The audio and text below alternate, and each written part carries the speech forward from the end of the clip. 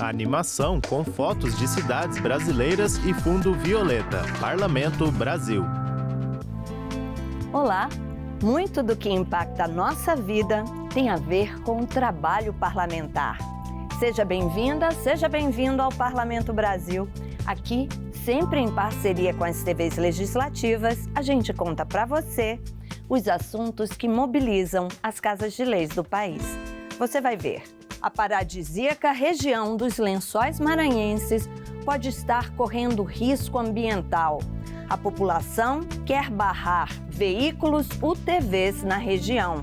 Ceará quer proibir academias de cobrar taxas de personal trainers que acompanham seus alunos. Liga do Bem do Senado ensina automaquiagem a deficientes visuais. Eu me senti uma pessoa independente, né? Eu fiquei muito feliz, foi transformador. Animação com construção antiga ao fundo. Giro pelo Brasil. Você conhece os Lençóis Maranhenses, né? Andréia Alves. Dunas e dunas de areia bem branca, inúmeras lagoas de águas cristalinas. Pois bem, aquele cenário paradisíaco pode estar correndo risco ambiental. O uso de UTVs pelos turistas está preocupando a população. UTVs são aqueles veículos que são meio carro, meio quadriciclo, um tipo de buggy turbinado usado em aventuras radicais.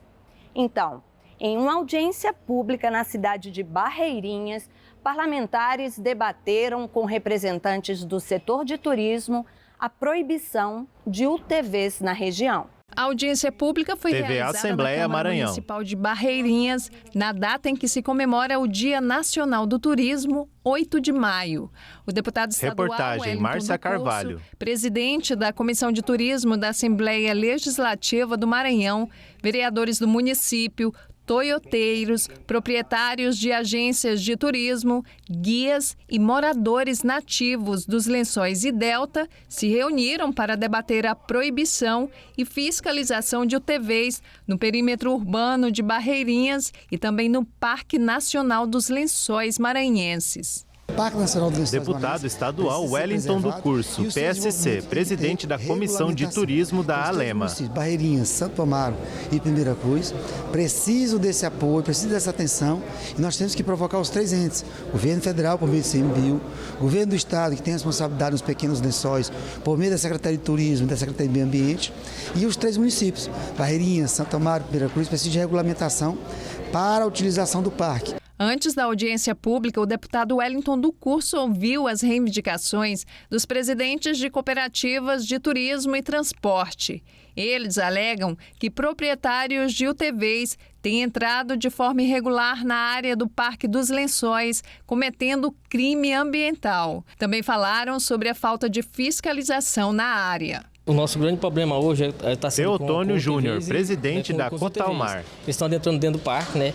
E existe uma lei federal que proíbe esse tipo de off-road dentro do parque, né? Então há um crime ambiental sendo cometido e até então as autoridades não estão tomando providência, que é no caso o ICMBio, né? Então tem que partir deles também, né? Já foi feita várias denúncias, né? E eles simplesmente não estão indo atrás dessas denúncias. O presidente da Comissão de Turismo da Alema também se reuniu com vereadores para entender as providências de proteção que vêm sendo tomadas pelos órgãos responsáveis. Durante o debate, no plenário, Edil Antônio Inácio Andrade, moradores, representantes do Sindicato dos Trabalhadores Rurais e da Superintendência do Delta Lençóis manifestaram preocupação em relação à preservação do parque. A área protegida pela Lei Federal 9.605 de 98 de crimes ambientais e pelo Decreto 6.514 de 2008, que proíbem a circulação de quadriciclos, motos e bugres, assim como a realização de ralis nos Lençóis Maranhenses. Existe uns animais dentro do parque, muitos animais que reproduzem dentro do parque, como a peninga, como as gaivotas, que elas fazem o ninho dela na beira da lagoa. E esse tipo de máquinas pode quebrar... Domingos Souza, morador do Parque dos Lençóis. Enfim, temos um animal, um anfíbio, que é o menor anfíbio do mundo, que está situado dentro do Parque Nacional dos Lençóis Maranhenses, e esses anfíbios podem desaparecer com essas máquinas dentro da área do parque. Questões como infraestrutura, saneamento básico e saúde, que influenciam na qualidade de vida das comunidades, também foram apresentadas na audiência. Representantes do ramo de turismo, que atua no transporte com UTVs, defenderam a categoria. Lembrando, a gente Berlúcio Matias, vice-presidente da Associação de Quadriciclo e UTV. Capacitada, entendeu? Conduzindo tanto UTV como quadriciclo. De fato, eu já sou um colaborador do parque também, eu sou motorista credenciado e vejo sim a necessidade, como eu acabei de citar, que a cidade, o progresso chegou e tem mercado para todo mundo. A importância da audiência pública foi destacada pela presidente da Câmara de Barreirinhas e pelo secretário municipal de turismo de Santo Amaro. Já vem já alguns dias. Irlanda Batista, presidente da Câmara de Vereadores de Barreirinhas. A cooperativa do Estoioteiro. É importante a gente ouvir o presidente, né, da comissão da Assembleia e junto a gente debatermos. Aqui na Câmara ainda não chegou o projeto, mas foi feita uma carta compromisso junto com o gestor e a Câmara está aguardando essa carta para esse projeto para a gente, quando chegar nas nossas mãos, a gente colocar nas comissões para votação. Muito importante para Jackson de Souza, secretário de Turismo de Santo Amaro. Geral, porque estamos falando do Parque Federal, Parque dos Lençóis Maranhenses, e Santo Amaro é uma das cidades que compõem a este parque. Então, assim, a gente veio para este lugar para ouvir mais as pessoas. Temos já um trabalho de ordenamento na nossa cidade. Tivemos que criar uma lei lá de proibição de veículo de UTV. Mas a gente pensa num turismo sustentável, um turismo de oportunidade para todos, um turismo que venha realmente desenvolver a nossa comunidade. E a gente pensa o turismo voltado para o ecoturismo, né? Preservando sempre esses lugares. A câmera caminha pela praia e exibe diversas imagens de dunas, o mar, jipes e o pôr do sol.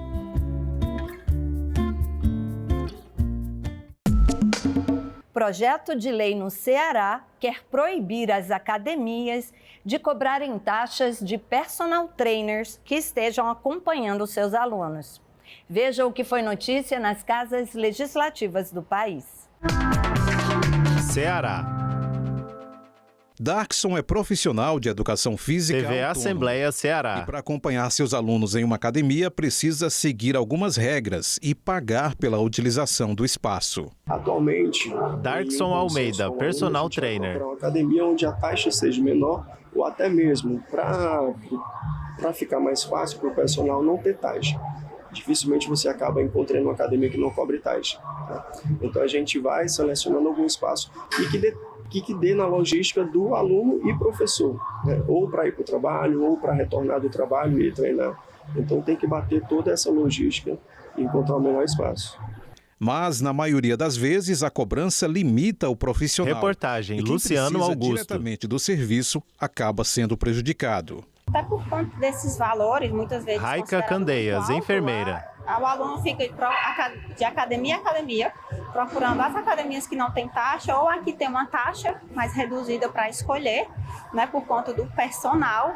E às vezes eu considero assim que as máquinas mais modernas, elas são as melhores máquinas para exercer os exercícios, né? Tem uma ergonomia bem melhor. Então, são exatamente essas academias que cobram as taxas, eu considero exorbitantes, né, que desestimula o profissional a me acompanhar e me desestimula também a escolher aquela academia e opto por uma academia qualquer ou até fazer o exercício sozinha. Alan é educador físico e também proprietário de academia. Ele condena as taxas abusivas cobradas por alguns estabelecimentos, mas alerta para a necessidade de exigir a documentação correta ao profissional. A gente tem que ter uma série de cuidados, porque não é só questão financeira. Alan Fechini, empresário e educador físico. Eu tenho uma responsabilidade sobre ele.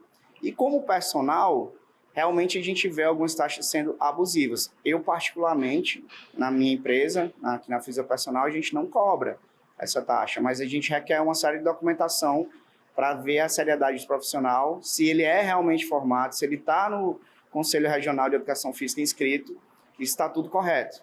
De acordo com o projeto de lei em tramitação na Assembleia Legislativa, as academias não poderão cobrar qualquer tipo de taxa ao profissional de educação física que esteja acompanhando o aluno regularmente matriculado.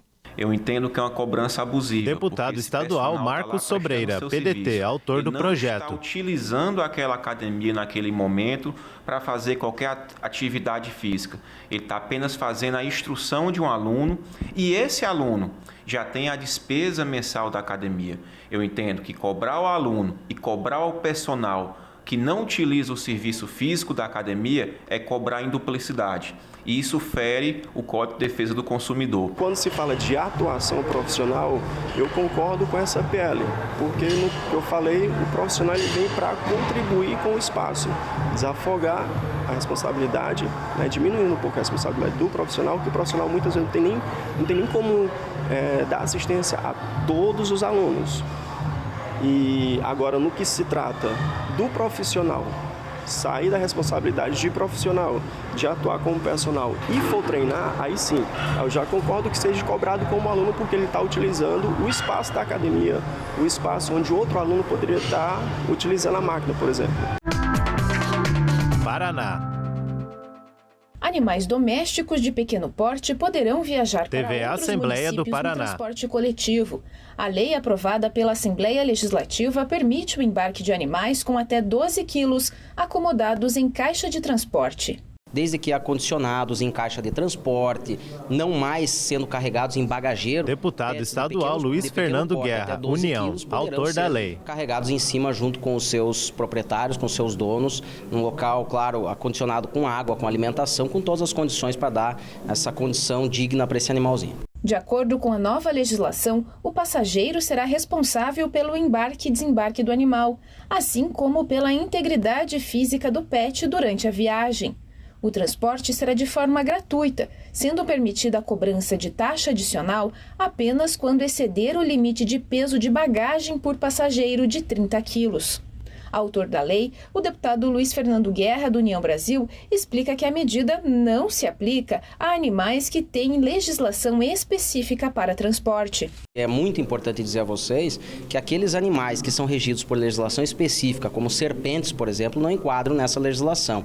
E que, porventura, se você tiver 2 animais, desde que não ultrapasse o limite da estipulado pelo DR Paraná, que é de 30 quilos, poderá ser transportado a cargo, claro, da transportadora, sem nenhum custo para o usuário. A animação de cor violeta e o Palácio do Congresso ao fundo, direto do Congresso. A Câmara dos Deputados aprovou um projeto de lei que altera regras do Bolsa Atleta. O objetivo é ampliar os direitos de atletas grávidas ou mães de bebês recém-nascidos. A Câmara aprovou o projeto do governo que garante a continuidade no pagamento da Bolsa Atleta para as mulheres durante a gravidez Cid Queiroz. e até 6 meses após o nascimento da criança. A proposta, que segue agora para o Senado, altera a lei que instituiu a Bolsa Atleta para ampliar direitos e garantias às atletas gestantes e mães de recém-nascidos. O governo traz Deputada federal Alice Portugal, PCdoB, Bahia. Recebe o Bolsa Atleta e que possa ter direito à licença maternidade para garantir que o esporte brasileiro tenha uma feição de inclusão social e, ao mesmo tempo, produz efeitos no alto rendimento, fará do Brasil um país melhor. É uma grande Deputada estadual Dandara, PT, Minas Gerais. E para a gente avançar no campo dos direitos. As mulheres atletas agora poderão ter direito à licença maternidade sem prejuízo de deixar de receber o Bolsa Atleta. Vão receber durante todo o período da gestação, sendo prorrogado até 6 meses depois do nascimento da criança. Olha só que bacana, uma oficina de automaquiagem feita especialmente para deficientes visuais. É mais um projeto da Liga do Bem, o grupo de voluntários servidores do Senado que promove ações bonitas como essa. Era quase 14h quando Andréia chegou na sede da Liga do Bem. Mais uma etapa na vida dessa profissional. Uma jornada diferente a cada dia. Reportagem Paulo Acrísio. Começou por acaso 10 anos atrás. Estava meio que repensando essa importância Andréia social do trabalho de Andrade, maquiadora. esteticista. Estava até quase pensando em deixar a área, né? Imaginando que seria um trabalho fútil, algo do tipo. Foi uma mulher deficiente visual que me conheceu numa rede social. Viu lá uma postagem sobre um curso de automaquiagem. Ela perguntou, vem cá, você me ensinaria a me automaquiar? Só que eu sou deficiente visual. O meu primeiro contato com elas foi nesse sentido de perceber o que elas precisam, né? Qual que é a necessidade delas, o que é diferente. E cada uma é um universo. No cuidado com os equipamentos, o capricho de quem descobre habilidades até então desconhecidas. Tudo pronto para receber as 14 alunas da turma, todas muito interessadas em também aprender. E por que não? Dar aquela massagem no ego, aquele retoque a mais na aparência. Deixo daqui só o algodão. Tem algodão aí embaixo, amor. Pode passar no rosto todo. Mesmo que algumas enxerguem bem pouco, outras nada mesmo, não importa. São todas mulheres e querem ser empoderadas. Eu tive que treinar, me maquiar sem espelho, com venda nos olhos, com os olhos fechados. Eu aproveitava quando eu ia viajar e no avião eu tentava me maquiar sem espelho. A gente que enxerga fazer essas coisas do dia a dia, é tão natural que a gente faz, que você faz sem pensar. E aí eu tinha que pensar, uma pessoa que não enxerga, como é que ela faria isso? Eu me sentia assim, uma pessoa independente. Gabriela, né? aluna da oficina. Porque eu não sabia que tinha essa possibilidade de automaquiagem, ainda mais para quem é deficiente visual. Eu acho que eu estava muito dentro da minha própria bolha, como muita gente fala. Então agora que eu tô mais adaptada e fiquei sabendo dessa automaquiagem, eu fiquei muito feliz, assim. Foi transformador. A iniciativa de servidores do Senado, apoiada pela diretoria-geral, já alcançou centenas de pessoas com trabalho voluntário. A Liga do Bem não para de crescer e de conquistar parceiros. A oficina de maquiagem para deficientes visuais é mais uma etapa de um projeto maior que pode crescer ainda mais. Pessoal, a Liga Érica do Bem Lobo, é parceira da Liga do Bem. Do coração dessas pessoas. Quanto mais a gente se unir, quanto mais a gente se juntar, mais bem. Instagram, @Liga do Bem SF. Vem participar com a gente de cada ação dessa. Sua participação é muito especial e muito importante. A animação exibe a estátua do profeta Isaías de Aleijadinho, em Congonhas, Minas Gerais. Vitrine. Imagina uma cidade do tamanho de São Paulo, enorme, que não para de crescer.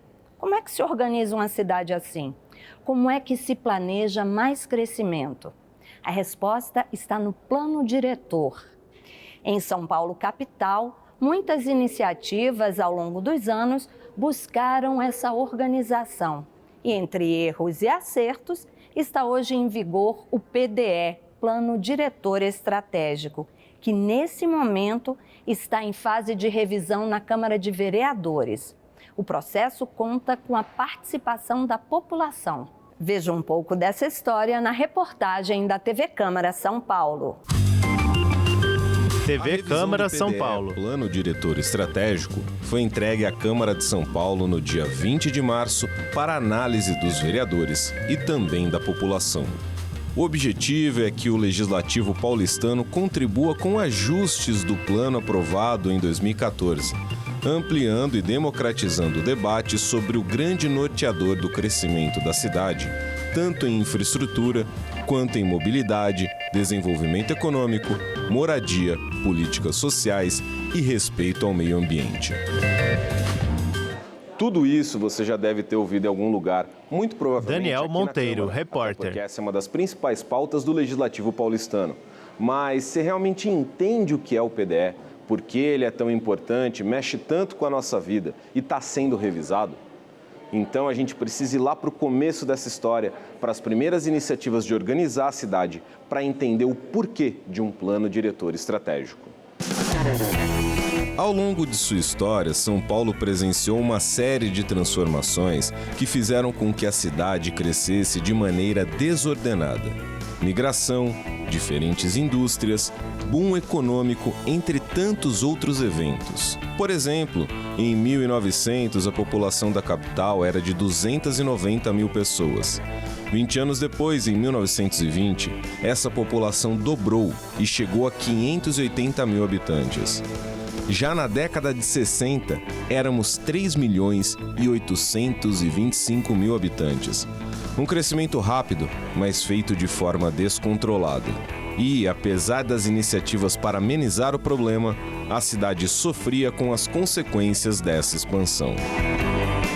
O prefeito Faria Lima, o Birajara Prestes, historiador da Câmara Municipal de São Paulo. Um estudo urbanístico que resultou num planejamento urbano, num material de planejamento urbano em 1968, cujo prefeito seguinte poderia levar adiante e implementar. Faria Lima havia sido eleito pelo voto, mas o prefeito seguinte, no contexto do regime militar, o prefeito seguinte não foi eleito, mas foi indicado pelo governador, que foi o prefeito Paulo Maluf. E o prefeito Maluf decidiu não levar adiante o projeto urbanístico do Faria Lima. E aí passou a gestão do Maluf sem que essa discussão urbanística ela fosse levada adiante. Foi somente em 1971 que a Câmara aprovou a primeira lei pensada para regularizar o território municipal e corrigir as distorções de crescimento. O PDDI, Plano Diretor de Desenvolvimento Integrado. Proposto pelo prefeito da época, José Carlos Figueiredo Ferraz, o objetivo do plano era planificar e potencializar o crescimento da cidade, deixando-a mais harmônica. Mas, implementada durante a ditadura militar, as decisões não tiveram participação popular. Tinha como objetivo principal... Kazuo Nakano, arquiteto e urbanista. Um documento com intenções e diretrizes genéricas que servia para os municípios acessar os recursos do governo federal. Então, era um tipo de plano diretor que era uma verdadeira carta de intenções genéricas, que não tinha autoaplicabilidade nenhuma, que era tecnocrata, que era feito por técnicos fechados em gabinete, não tinha participação social nenhuma. Uma vez que questões técnicas são discutidas sem considerar a população, então a dificuldade de implementação fica realmente difícil. Essa diretriz de ordenamento urbano continuou sendo obedecida nos anos seguintes. Em 1985, o então prefeito Mário Covas chegou a elaborar um novo plano diretor para a cidade, mas seu mandato teve curta duração e a iniciativa não chegou a ser aprovada. As discussões sobre uma nova diretriz de ordenamento só voltaram à pauta após a volta para a democracia e a promulgação da Constituição de 88. Com a Constituição de 1988, aí se trouxe um novo conceito de planejamento que, na proposta original, apresentada pelo Movimento Nacional da Reforma Urbana, na época da Assembleia Constituinte, em 1987, eles não tinham como proposta recuperar o plano diretor justamente por conta dessa crítica que se tinha a essa experiência da década de 60 e 70. Mas, durante os processos ali na Assembleia Constituinte, as comissões, as negociações entre os deputados e os grupos de interesse recuperaram essa figura do plano diretor, que se tornou o instrumento central, de novo, do planejamento da cidade. Um novo plano diretor para a cidade de São Paulo foi então sancionado em 1988 pelo prefeito Jânio Quadros. Mas esse plano apresentava os mesmos problemas da iniciativa anterior. Foi pensado de cima para baixo, sem participação social e, além disso, não foi completamente implementado pela Lei de Uso e Ocupação do Solo da época, também conhecida como Lei do Zoneamento. Quando foi sancionado em 2001, o Estatuto das Cidades buscava garantir o cumprimento do artigo 182 da Constituição, que estabelece que todas as propriedades deveriam cumprir uma função social, a ser definida pelos planos diretores de cada município. Assim, o Estatuto das Cidades introduziu a obrigatoriedade de uma gestão democrática do planejamento urbano, por meio da participação da população e das associações representativas dos vários segmentos da comunidade. Baseado no Estatuto das Cidades, é que foi elaborado e sancionado pela prefeita Marta Suplicy o Plano Diretor Estratégico de 2002. De lá para cá, né, eles têm sido objeto de muita discussão, de muita controvérsia, de muito conflito, né? E a gente está fazendo de tudo para fazer desse instrumento, né, um instrumento de fato de planejamento, regulação e gestão urbana que resolva problemas da cidade, que atende às demandas sociais, às demandas ambientais, que seja participativo, que se coloque ali como um instrumento de democratização da gestão das cidades. O Plano Diretor de 2002, que começou a modificar as diretrizes do planejamento urbano que vigoravam há mais de 30 anos, desde a época da ditadura, trouxe diversas mudanças na elaboração do PDE, em especial na participação social e no protagonismo da Câmara de São Paulo, que teve papel fundamental na discussão e elaboração das diretrizes que nortearam o crescimento da cidade nos anos seguintes. E foi feito um intenso debate nesse período, com a participação de muitos vereadores, com audiências públicas, com a apresentação de propostas da sociedade civil. Foi uma grande movimentação como nunca havia acontecido antes. Então, a dimensão do Plano Diretor de 2002 estava de acordo com essas novas concepções de urbanismo que estavam em voga no Brasil, justamente nesse contexto de a afirmação de ideias democráticas. Mesmo com os avanços do Plano Diretor de 2002, o ritmo das transformações tecnológicas, econômicas e sociais, além da crescente preocupação ambiental, trouxeram novos desafios para o desenvolvimento equilibrado da capital paulista. Por isso, em 2014 foi sancionado pelo prefeito Fernando Haddad um novo plano estratégico, com vigência até 2029 e uma revisão intermediária prevista. Imagens aéreas de São Paulo. Olha, esse processo de revisão do PDE é bem complexo, viu? Essa matéria faz parte de uma série mais completa sobre o assunto. Os outros vídeos você pode acessar no site da Câmara de São Paulo. youtube.com/Câmara São Paulo. E o Parlamento Brasil fica por aqui. Você pode rever qualquer um dos nossos programas pela internet. senado.leg.br/tv/Parlamento Brasil.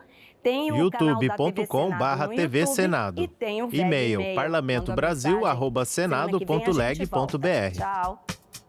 Os créditos sobem à tela. Enquanto isso, ao fundo, é exibido o plenário do Senado Federal.